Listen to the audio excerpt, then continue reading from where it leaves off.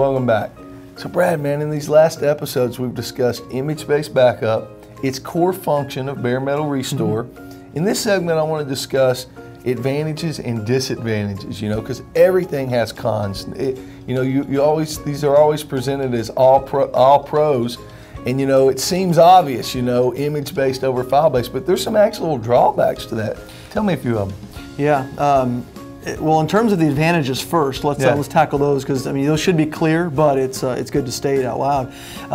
The recovery time it takes to recover from image-based versus file-based, it's really not on the same planet.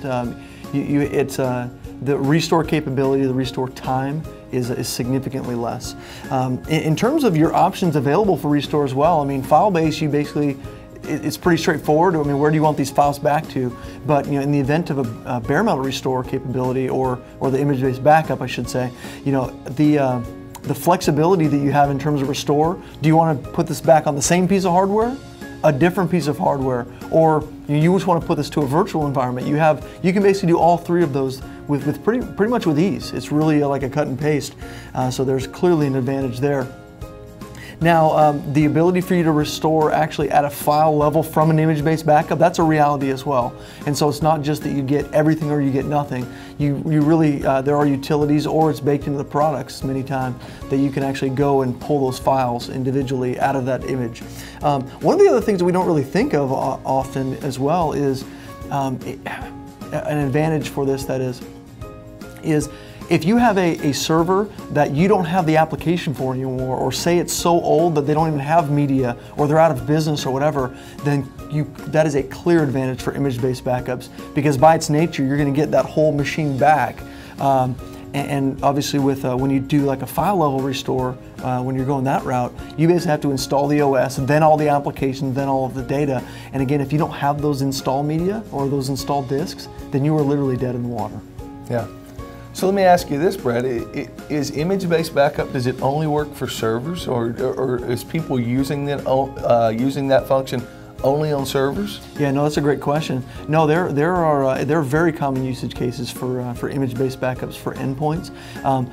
You don't see that very often when somebody's like a road warrior, and on the road all the time, because that's one of the drawbacks we'll talk about in a moment. But it's not really practical to try to push your entire machine, even differentials over the internet or the WAN. Right. So, yeah, but it's a very common case, again, especially for C-level.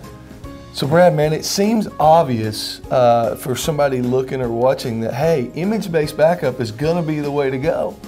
But there's no perfect solution. There's always this balancing act. And I think in this segment it would be good to talk about some of the disadvantages.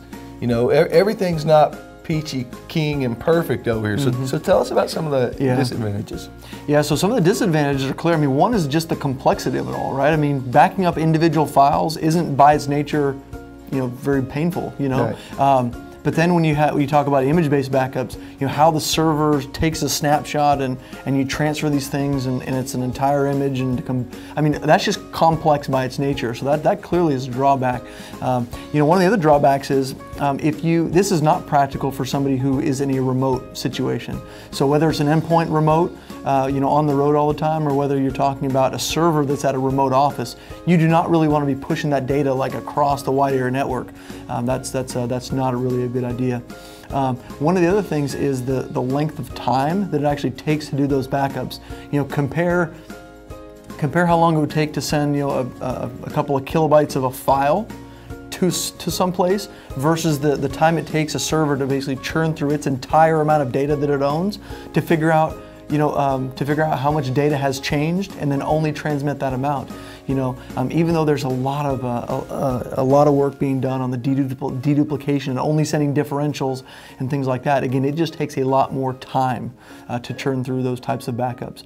And and one of the last drawbacks I can think of is, again, just yes, it is a very simple procedure overall, but just the process of, again, taking an entire machine and putting it back somewhere else, again, that's a little bit more painful than, or I should say, the possibility exists that something could go wrong during that transfer, as compared to just, again, starting brand new and knowing that you're doing everything that you want. So, what about capacity? Obviously, if I have all of this functionality, the repository from a managed service provider perspective, or if I'm an end user and I'm paying a fee-based repository fee for how much is backed up. Oh yeah, thank you for I mean, that brings up a great point. Yeah, I mean, so the at a file level backup, you basically can say I want to back up these individual folders, or I want to back up this group of folders or these individual files. But image-based, it's either I want this disk or I don't want this disk.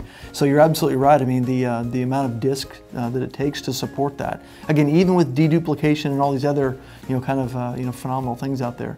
Absolutely. Yeah, you have to plan for much more disk utilization when it comes to image-based backups.